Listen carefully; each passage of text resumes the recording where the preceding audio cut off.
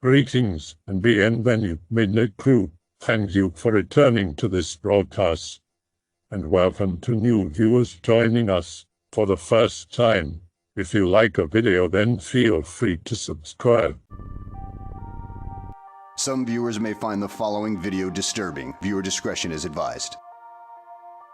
So usually I just lurk around here late at night when I can't sleep. For once I have something that I actually want to share. For me, this means that I have something that isn't fiction. Yes, something that really happened. If I had to make it up, it isn't good enough for me to even bother posting. The story doesn't even involve me directly. I've been told all of this by a coworker. He's in his late 30s, has no reason to lie, and I've seen for myself that certain parts of this are definitely true. Let's call him Dan. Dan, for years now, has often come to work with stories of his problem son. He has a younger daughter as well, Rachel. Around the age of 9, his son Cody began to become a bit of a troublemaker. It started with open defiance of adults and a bit of violence towards other children, including his sister. Now, while I speak to Dan at work, he is not the type of person I would like to associate myself with. I live in the South, and Dan is the type of guy who I would describe as ashamed of his redneck origins, intellectual, that just barely escaped poverty. A lot of the things he tells me about Cody seem as though it's the kind of stuff that you could write off as boys being boys. Add to that the fact that I don't exactly see Dan or his wife as being candidates for Parents of the Year. After about a year and a half of Cody being a typical little shit, things start to intensify. The violence starts being directed at teachers and students alike while at school. Cody's fights with his sister, she's about 2 years younger, are more often and lead to things such as a large portion of Rachel's hair being cut off with scissors while she slept. Once he injured her to the point that she had to have medical attention. It takes a strange turn when Dan has to leave work suddenly one day. When he returns, he tells me that the police had called him. They had both Cody and Rachel at the station. It was summer. Dan and his wife work while the children are kept by a reliable sitter. Cody had been spotted walking down the side of a quiet back road. Dan lives out in the sticks, pulling his sister in a little red wagon. The police want answers, and Dan tells them they were left with the sitter. The police go with Dan to his house where they find the sitter asleep, in Cody's bed. When they wake her up, she seems very confused. She doesn't remember falling asleep or being tired, or even being in Cody's room. Cody is unresponsive to all questions as to why he left the house with his sister or what he was planning to do. It's all kind of chalked up to be a simple bit of carelessness on the part of the babysitter, and the police leave Dan to figure out why his son is so goddamn weird. While he didn't tell me right away, Dan at this time started making a major effort to find out what was going on with his son. Obviously, things were far from being over. It couldn't have been a month after Cody returned to school from summer break that he was kicked out for attacking the principal. Dan's coming to work with stories more often now, and expressing more and more concern. It's at this point that I start to give Dan a bit more credit as a father. I can see that he is worried about the situation, and is genuinely confused as to why it's all happening. By the time 2 full years have gone by, Cody is now 11 and not doing well being the weird kid at a new school. The school ends up calling Dan and basically telling him that he might want to start considering another school for Cody because he isn't adapting well. He's getting into fights daily. He's beginning to use foul language around adults. The principal suggests that Cody be sent somewhere to be evaluated. Before sending him to a shrink, Dan tries to reach out to Cody. In his attempt to bond with his son, he asks Cody about things he would like to do that he doesn't normally get to. Cody wants to hunt. He says he wants to shoot something. Like I said, I live in the South. Dan sees this as a normal thing for a young boy to have interest in. Dan tells me about how well the hunting trip goes. He doesn't let Cody shoot anything. He just takes him along with a few of his hunting buddies. Cody is amazed, bewildered by watching the act of hunting, killing, and dressing a deer. Dan tells Cody that if he goes and talks to a doctor, starts doing better in school, then maybe he'll be able to have his own hunt one day.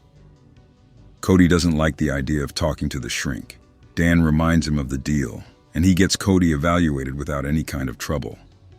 For a while, things seem to be getting better. Cody is not getting into fights as often at school, although at home he is still prone to fighting with his sister Rachel. There becomes a bit of jealousy between the two. Cody is getting a lot of attention from his father, and Rachel is excelling in school and extracurricular activities. Dan starts to be a little more stern with Cody, constantly threatening him with taking the deal they made off the table. This always works with Cody. Take away his chance to hunt, and he clams up. By now, Cody has been seeing the psychiatrist regularly. She's even come to observe him at school. The doctor tells Dan that she'd like to evaluate Cody for a bit longer before she has a discussion with him and his wife. A bit of time passes here without any major occurrences, but when the shrink finally does call Cody's parents in, she has some concerns. Cody has no friends. He keeps to himself at school, talking to no one, not even responding to teachers when they ask him simple questions. It's not really known by Dan at the moment, but the entire community is in agreement that something is off about Cody. It's one of those things, though. No one really knows how to handle it, so they just leave him alone. The psychiatrist wants to put Cody on a few meds and continue to see him weekly. Cody becomes a zombie in Dan's eyes. He will barely speak to his parents now. He has no desire to play with other children or really do anything. Dan notices that Cody is beginning to spend a lot of time outdoors, seemingly just roaming through the woods. The only time Cody does speak to his father, it's to ask when he'll be able to learn to shoot. Dan figures that Cody has earned this much after everything that's happened so far. He begins teaching Cody how to fire a rifle, but still holds out on the actual hunt. Dan's wanting to use this as leverage to make sure Cody keeps out of trouble. It's around this time that Dan finds Cody in the yard one day trying to fashion a bow for himself. Dan, taking a bit of note in the types of things Cody is interested in, does a quick check of where all the sharp objects are in the house. Sure enough, one of his pocket knives is missing. On a further check, a sharp kitchen knife can't be found either. Dan keeps an eye on Cody one Saturday, follows at a distance to see exactly where Cody goes. After dark, Dan walks out into the woods to a particular spot he had seen his son linger around. He sees a mound of dirt that has obviously been dug up and then placed back over the hole. Of course, Dan wants to know what's buried here. What he finds are both the missing knives and what appears to be the bones of a small animal. Dan doesn't speak to his wife about what he finds. Not knowing how to handle it, Dan takes the knives, but doesn't mention anything to Cody either. He does come to me about it. I didn't know how to say that killing small animals with blades is often a trait of a serial killer, so I keep my mouth shut. Dan's at a loss. I feel like this is when he really started to change. He's acting depressed at work, worried. I can tell he isn't sleeping much and just isn't focused. Now Dan makes a bit of a strategic move. He gets Cody a dog, a hunting dog, telling his son, "This is your best friend if you want to be a good hunter. We have to take care of him, teach him, love him." Dan is almost testing Cody at this point. He's praying that he won't find Cody gutting this dog one day. After a few weeks of having the dog, Dan's talking about how good it's going but mentions something strange. He says that almost every night at some point the dog will wake up barking. Dan walks the house and the yard every time it happens. No one else is up, no one around the house, but it's almost a nightly event. Meanwhile, Cody has found in the dog a subject of focus. He's excited that he has gained another tool to assist him on his eventual hunt. Time passes, Dan begins to cheer up at work again. Cody is 12 now and he's shaping up okay.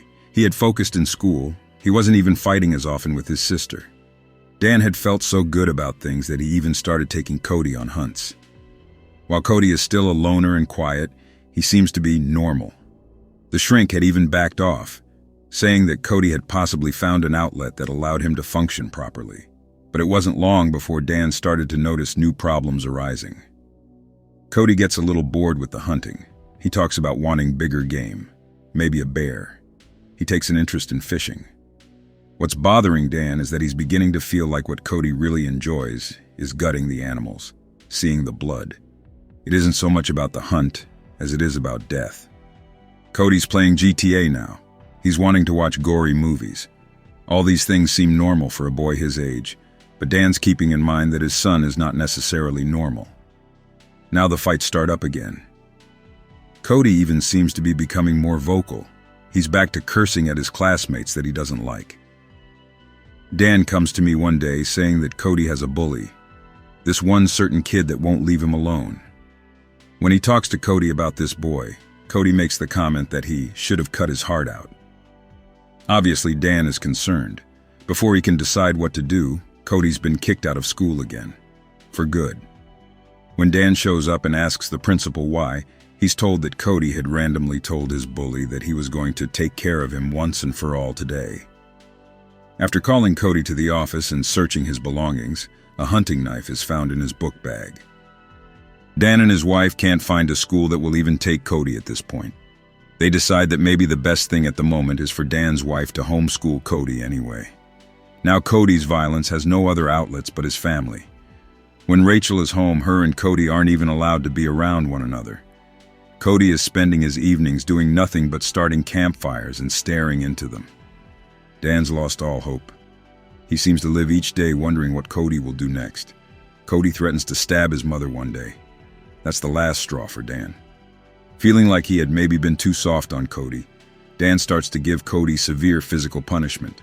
Spankings become more like beatings with a belt. Things come to a bit of a climax one day when Cody kicks his mother in the stomach because her and Dan were about to take him to see the psychiatrist again. Dan basically tells me that he fights Cody as if he was a grown man and locks him into his room. Cody goes into some sort of shutdown mode. He comes out of his room only to eat and to start his campfires at night. His guns and knives have all been taken away and there's no hunting or killing for Cody. Not much left of this at all, really. Like I said, this story isn't resolved. It's still ongoing. But what happened today is what made me bring it here. Cody seemed to be a lost cause. Dan does nothing to try to fix the situation for a while. The way he explained it to me was that he thought Cody was going to have to be taken away, so he just wanted to let him have some time at home before that had to happen. In the next few weeks, Cody continues to not speak to anyone. Now remember how the dog barks at some point every night? Dan explained later that it had become a thing that just happened. He figured it was some car or sound that the dog could hear that they couldn't. Dan just tells the dog to be quiet and goes back to sleep. One night the dog starts barking. This time he won't stop. Dan gets out of his bed and starts his search of the house. Cody isn't in his bed. When Dan makes his way out of the back door, he sees a fire at the edge of the woods behind his house. It's a bit of a walk, but as Dan gets closer, he sees that on the other side of the fire, looking either at him or just staring blankly in the direction of the house, is Cody, just standing there. Dan gets close enough to see that Cody is looking at him over the flames of the fire. The way Dan described it to me, I don't know, we just stared at each other. I didn't know what to say. I was almost waiting, hoping he'd say something to me. And just like that, something told me to leave him alone. I turned around, I went back inside and fell asleep. It happened so fast that I barely remember going back to bed. I woke up trying to convince myself that I dreamed it. These stories of Dan's were something I always kind of wrote off as, that kid is fucked in the head. That was until today. Today, Dan walked into work pale as a ghost. What he told me sounds absolutely insane. Unbelievable. I'm sure everyone is going to scream lies, but I'm just telling it to you how it was told to me. So Dan goes home like it's any other day. His wife wants to go have dinner with her sister, so Dan's there with both Cody and Rachel.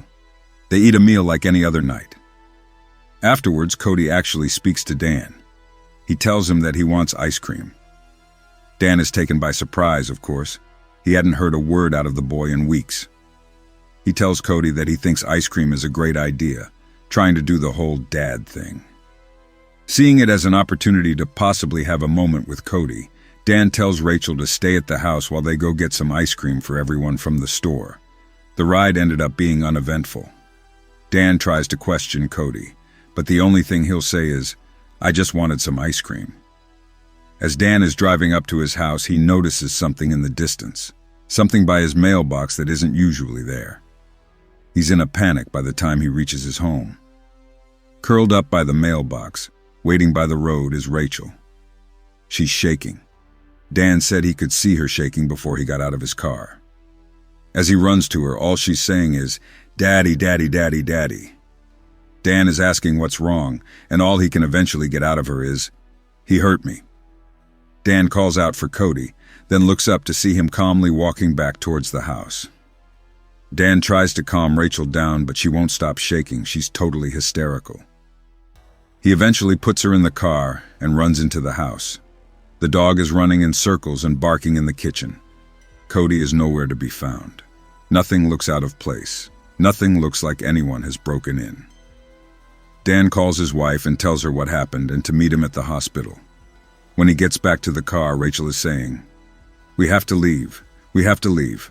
I'm not going back. I won't go back into the house." After Rachel is finally somewhat calm at the hospital, her story is that he was putting the dishes away in the kitchen. The dog started to go crazy. Then something hit her in the back, knocking her to the floor. She immediately ran out of the house to where Dan found her. The doctors did find some slight bruising on her back. Otherwise, nothing seems wrong with her. A family member had been sent to the house to find Cody. He was sitting by his fire as usual. They spent the night in a hotel. Rachel still seems terrified. Cody is still silent. Dan left work early today, looking like he hadn't slept at all. That's it. That's what we waited for. For fuck's sake, someone broke in and the kid is just fucked in the head. Nothing spooky about a coincidence. Nothing was taken. There was no sign that someone had broken in and the door was locked. The dog started to go crazy. Rachel said she turned to look and see why the dog was barking and something knocked her to the floor. Look, I'm not trying to feed you a spooky story. I just wanted to share some crazy shit that I heard. And obviously the story isn't over. Can't say when or what will happen next. But hey, you can't please everyone. Not that I was trying to. I figured if anyone would appreciate something like this, it would be /X/. Seems possible to me that the girl just wants attention back on her. She feels it isn't right that she is normal and even does well in school, and she used to get attention for this. And now only the hideously troubled, violent sibling gets attention. Kids don't care what kind of attention it is, they just want it. And if it becomes unbalanced, you get stories like this. That kid needs to be in an institution if they want his sister to get better. The boy may never be okay, sadly, but the harsh fact is there isn't much in the way of specialized care for him. And an institution may make it worse, but otherwise he'll destroy the whole family, and maybe kill an innocent person on top of it. OP here. I considered that Rachel may just be crying out for attention, but I'm really not sure it's the case. I would think that it would have happened long before now, and besides, Cody had been hiding in his room for the past month. Still, you make a valid point. Honestly, I don't know if this story has actually taken a spooky turn or not. Most people would say no. What can't be denied in this situation is that Cody is a very disturbed boy, and I believe that he'll get worse. Depending on what Dan decides to do next, we could have an update soon. The only real news I have to share today is that I did call Dan and didn't get an answer. I left a message for him wishing him and his family the best, and to call me if he needed anything. There are many possibilities. It's possible that Rachel just wanted to get more attention. Maybe she wants it so much that she even believes that what happened is real. Maybe the dog just went crazy because of some doggy reason, jumped on her back and knocked her down by accident, because it's a hunting dog and she's a little girl, and she was too surprised to even realize what really happened. Or maybe she went too emotional about everything that happened recently and she just fainted. Adolescent girls faint a lot, and as I understand the whole situation, she got pretty good reason to be emotional. I wouldn't say the boy is lost. He definitely is disturbed and needs help, but I hope he can somehow be fine if he will get one. He needs someone to reach him. Also, people watch too many movies, and then they think that every kid that is hunting squirrels is going to be a serial killer. Adolescent boys are often violent, distant, and hard to reach. The fascination of death isn't also that rare. Death is what always scares and fascinates people somehow. But there is a long way from killing small animals and harassing his little sister to becoming a serial killer. But if everyone is going to give up on that boy, he will definitely get worse. I really hope that the parents will find strength and do everything to save both children. Really, I started reading just because of the name of the kid. I happen to like that name. But seriously, that's really creepy about the kid. But what if it's not spooky ghosts, as everyone believes? But what if it's some weird old hunter Cody met out there in the woods that's been teaching him things and also learning about his life? Some creepy dude that knows he has a sister or something. OP here. For the few of you actually following this thread, I'm sad to say I don't really have anything to report today. Dan didn't show up at work. The word going around is that he might be taking some time off. I heard from a somewhat reliable coworker that Cody is getting sent away. If that is the case, maybe it will make an exciting chapter. I almost feel like I can only let everyone down from here. You guys do realize that in most cases, real life is never as exciting as your imagination. Take this, for example, the previous post. Never would have thought of that. Fucking hell, there could be truth to it. The area that Dan lives in is full of homeless, trash, and just general weirdos. My point is this. I'm not going to bullshit you all with some ending because I'm not a writer. What I found so interesting about this was the idea of what makes someone evil. Cody has had a normal childhood. I doubt very seriously that he was ever abused. Dan and his wife pull down decent money, but nothing lavish. Cody isn't a spoiled kid. So what's done this? This is the question that I see poor Dan is asking himself every night. Why? OP, rather your friend's son is a serial killer to be, or demons. Cody is haunted and possessed by a demon of some sort. That demon is starting to get physical with other members of the family. It will only get worse. Tell your friend to call a psychic or medium to his house to see if they sense anything. A young boy sat quietly atop a rusty foldable chair amidst an ocean of distant relatives that he did not recognize. Completely stoic, his gaze was fixated on some non-existent objective, as if he were concentrating on some aspiration that lay just beyond his line of sight. One by one, the sea of second cousins and great uncles began to dwindle, each family member ambling up to the framed photograph of the young boy's older brother that loomed over the moderate assembly. When the young boy had finally asked his parents about his brother's death, his father bent down on his knees and met his son eye to eye. The father hesitated. Gathering a few deep breaths, he told his son that the young boy's brother was murdered by a demon. As he ran his brittle fingers through his hair, the father began to tell his last remaining child the story of the devil who lives inside a bottle. Long ago, before the youngest son could walk, the older brother had found a mysterious bottle that held inside of it a demon that was just as powerful as it was cunning. In the beginning, the creature of the bottle was pleasant and enticing. The older brother brought the bottle home with him, assured that he had found a new friend in which to share his life with. Soon the spirit revealed to the older brother that it had the power to grant him any wish that he could whisper inside of the bottle.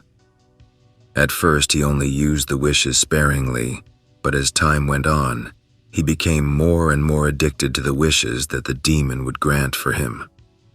What the older brother did not realize is that for every wish that he whispered inside of the monster's bottle, the tighter its grasp became over his heart. After a few years, the brother became completely dependent on the spirit's wishes, as he could not make it through his day without summoning its power multiple times. As his dependency grew, so did his anger and violence. The older brother began to resent the rest of his family for their autonomy and self-reliance, while he was forced to carry the demon on his side at all times. Confused, the young boy began to ask more questions about how his brother came to meet his end. The father patiently waited for his son's inquiries to subside before continuing on with the story.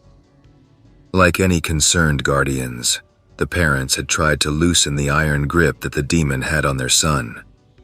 Despite their best intentions, the older brother's soul had become corrupted from the devil's influence, and he lashed out violently against anyone that tried to come between him and the monster. The younger brother grew quiet. He began to remember all of the harsh shrieks and exasperated curses that his brother would screech out in desperation in the days leading up to the incident. No matter how much he had tried to bury his head underneath his pillow, it was never deep enough to escape the appalling calamity that eventually subsided with a piercing smack, followed by a muffled whimper.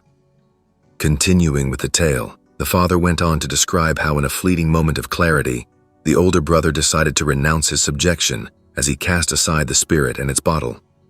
Enraged by his betrayal, the demon withdrew from the bottle and began to haunt the older brother amid every step he took. Around every corner and in the background of every landscape, the demon littered itself into every aspect of the brother's life.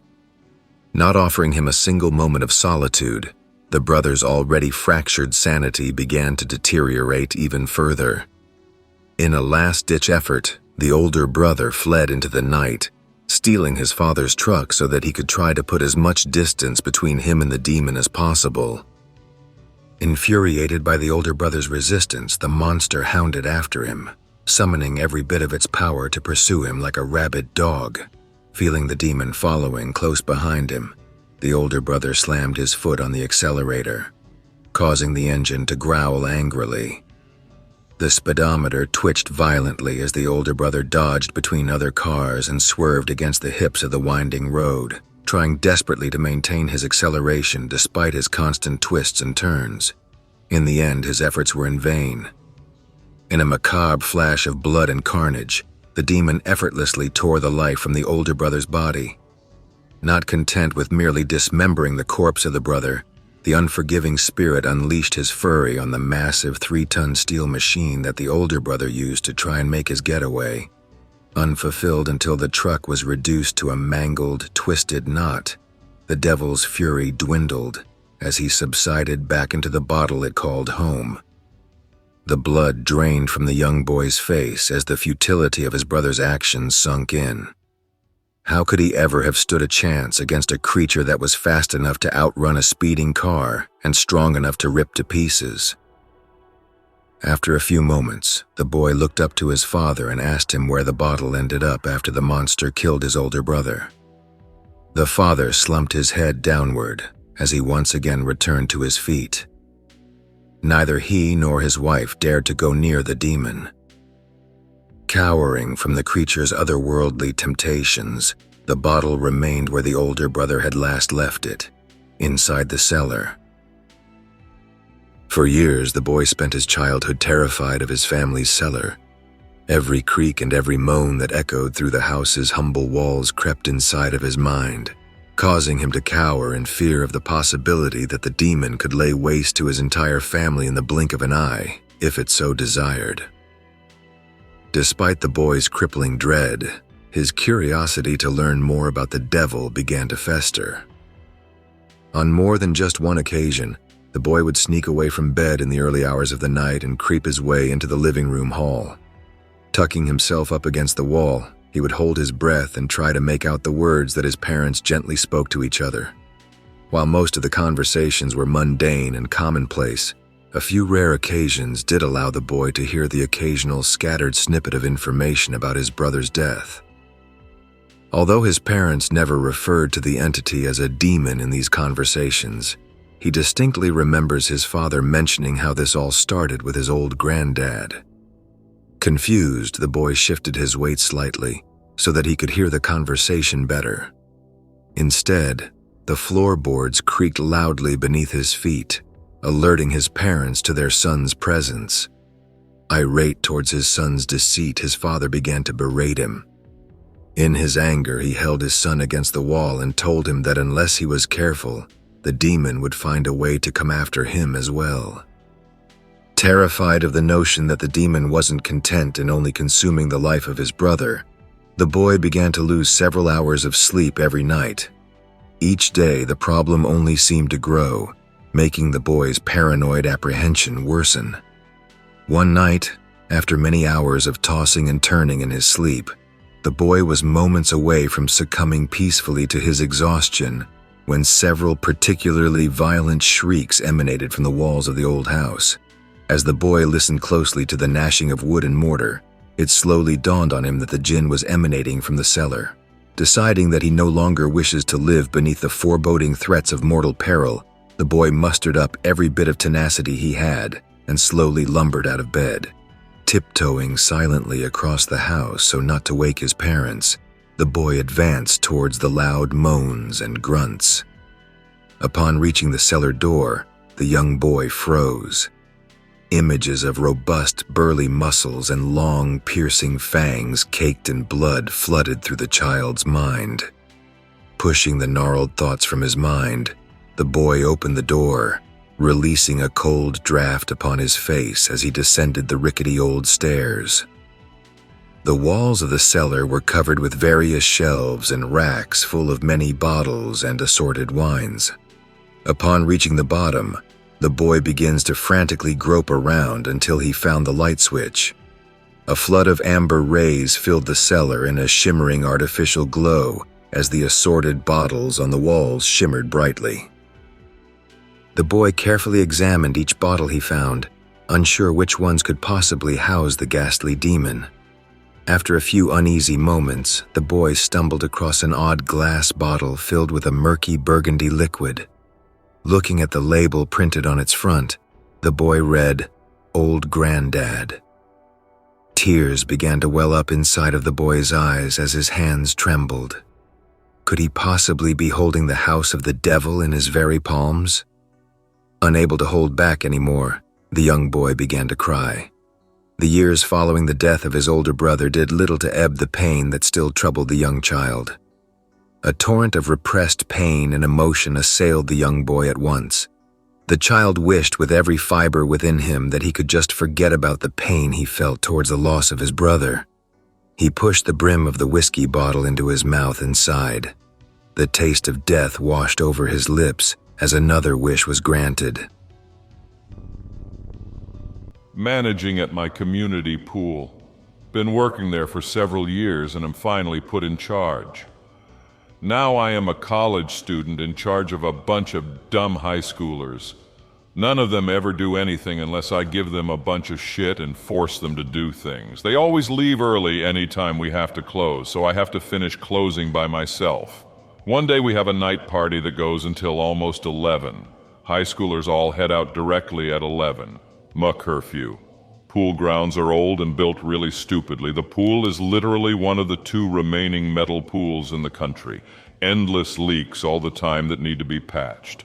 Been around since the early 60s and still has all of the documents and everything still around because nobody has heard of computers.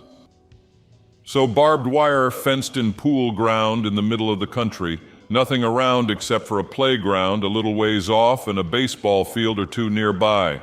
Only lights have to be turned off from this old decrepit basement on the other side of the property near the chlorine tanks. I have to go down and turn these things off before closing and come back up in the pitch black. I am basically used to doing it since it is just kind of quiet and there are fireflies and it is nice seeing the moon reflect off the pool water. Come up from turning all the lights off and start walking back to the office to get my things and figure out what is left to do before closing. Cloudy night, so I do not get to see the stars or the moon. Not a single firefly or anything. Little weirded out, but my car is the only one in the parking lot, and I could see any headlights coming from a mile away, so it is whatever. Head into the office and put timesheets and folders away. Start looking over the trash cans and shit, making sure they are emptied if they need to be. Not that I am even going to do anything about it. Hear what sounds like water dripping. The showers in the bathrooms are hard to turn off all the way, so they are usually left with a drip running. But I was pretty sure I handled turning them off earlier. It was whatever, so I went back into the bathroom and turned them off. The whole building is creepy at night since it is so old and weirdly built. I would have to go back to the decrepit building on the other side of the grounds if I wanted to turn the lights back on, so I just do it in the dark. The only light is one of those glowing red exit signs. The part of the bathroom with the stalls is especially creepy because there are not any windows or any light that reaches that part. I hear the creaking of one of the stall doors. I nope out of the bathroom and continue with other closing shit. I walk around a little more, making sure there is not any obvious trash that the pool board could yell at me for. The pool board is annoying when it comes to stuff like that. Just a bunch of rich stay-at-home moms who like being in control of things. I picked up some leftover trash and some random balls that were left out. I returned balls to the snack stand. I do this regularly when closing as an excuse to take free food and drinks with me when I head home. I grab a Powerade and a Reese's before heading out to grab my stuff and the keys to lock up. As I am walking from one end of the building to the guard room, I hear fucking splashing in the pool. It basically sounds like rocks or something are being tossed into the pool. I check the parking lot again and my car is the only one there. I go into the guard room and grab my shit, mainly to get my phone to use as a flashlight. I walk around the pool deck just looking for anything, do not really announce myself, but anyone trespassing would easily see me walking around and I would see them. Literally nothing anywhere, except some more trash I do not really care about picking up. The splashing has stopped since I came out of the guard room. I do one last look over until I just leave the place. I see wet footprints leading from the pool over to the grass. I do not really want to deal with any shit right now, so I do not look into it. I have had kids hop the fence before and found beer bottles left near the pool, so I figure it is probably them again. I lock up concessions in the guard room and close the gates to each of the bathrooms. I head out the main door and turn to start locking up. There is a fucking figure out at the end of the parking lot. Our parking lot is shared for the pool, park, and baseball field. Out at the end of the parking lot is a shed where they keep the baseball stuff, and it is right next to the park. The field lights stay on all night since the field caretakers come super early. The light is enough for me to see what appears to be a really large figure. This guy is literally taller than the garage doors. He is staring right at me. I do not even bother locking the doors. I take the keys with me and just speed walk to my car. I sneak a glance over at the guy. He is still just fucking standing there, but he is turning and watching me as I move. I get in my car, start it, and start moving out of there. I see him in my rearview mirror, still fucking standing in the same spot. I swear I see a huge grin on his face. The parking lot has a shit design with at least 3 speed bumps before you can make it even 15 feet. After I hit the first one, I look back in the rearview mirror and I swear he is closer even though he is not moving. Same fucking grin, same fucking position. I then notice that his dark hair is wet and dripping. This fucker was in the pool with me. I speed out of there. I do not give any shits about the speed bumps anymore. I probably fucked up my suspension getting out of there. I just sped home, got changed, and went to bed. The next morning I got woken up at like 6 in the morning by a sarcastic text from the girl who opens the pool early. Hey, Anon, you forgot to lock up again? Hot date, or did you just get spooked being alone in the dark? Anyways, where did you leave the keys? I forgot how early she had to get up for that shit, but figured I could use more sleep, so I just silenced my phone. I woke up about 3 hours later and remembered I had to go return the keys. I got dressed and headed out. When I arrived, there were 3 police cars in the parking lot. That is not really a lot, seeing as how there is nothing to do out there. I have opened before and seen just 2 cars sitting next to each other in the parking lot with the officers just hanging out talking while drinking coffee. When I got out of my car, a cute coworker girl ran up to me and hugged me. She looked like she had been crying and she was shaking while hanging on me. The officers came over and asked me some questions. Did anything weird happen when you were closing? I told them about the figure and the like. Basically, what I learned was the police were notified of a suspicious person being around by the baseball field groundskeeper. They came to check things out and heard a scream from the pool, so they rushed in to check on things. A 7-foot male had apparently climbed the fence into the pool area and had started yelling and jumping around while my coworker was setting things up in the morning. He apparently was not attacking her, but kept getting closer to her while screaming and moving around her erratically. The police heard the screams and ran in, and at that point he literally jumped the fence in one motion and ran into the nearby woods. The fence was 7 feet tall with barbed wire. I have not heard anything since. I hope that you enjoyed tonight's broadcast. If you enjoyed tonight's story, then please subscribe to the channel as more green texts will appear daily. A new broadcast will appear when the clock strikes midnight Central Time.